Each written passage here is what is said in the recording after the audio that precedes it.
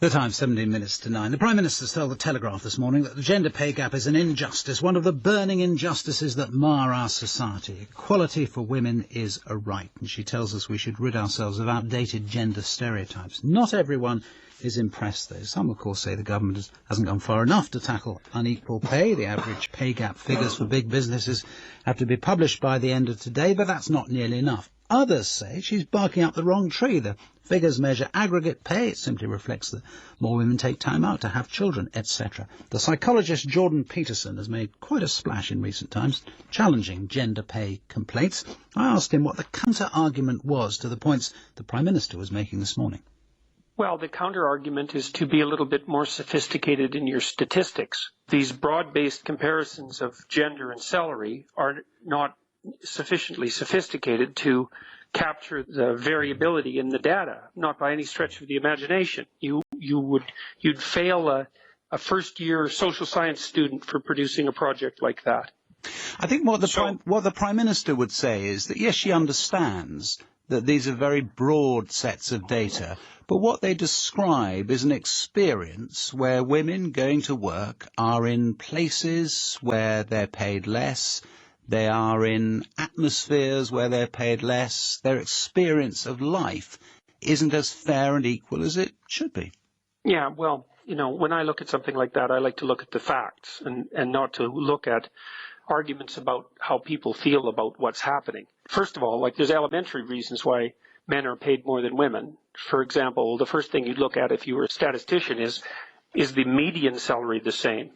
Because a few highly paid men can skew the data tremendously, and most of the people who make a tremendous amount of money are a small minority of men. And that doesn't necessarily indicate any prejudice whatsoever against women. It just means that the people who are most likely to work exceptionally long hours and to occupy positions that require a tremendous sacrifice in terms of personal life are almost always men.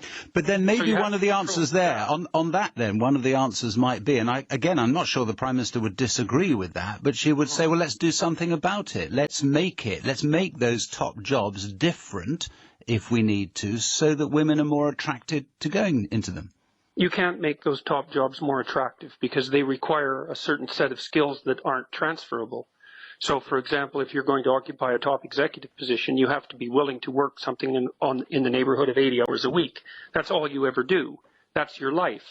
And that's the price you pay for running something that's incredibly competitive and demanding. And so there's only a small number of people who are willing to do that, and those are generally men. And there's all sorts of other issues that drive men in the workplace to earn more money. So, for example, men work longer hours. And so if you work 44 hours a week, you make twice as much money as someone who works 34 hours a week. So we're going to do the stats to see who works longer hours. We know that male doctors work far longer hours than female doctors, for example. Now, there's reasons for that.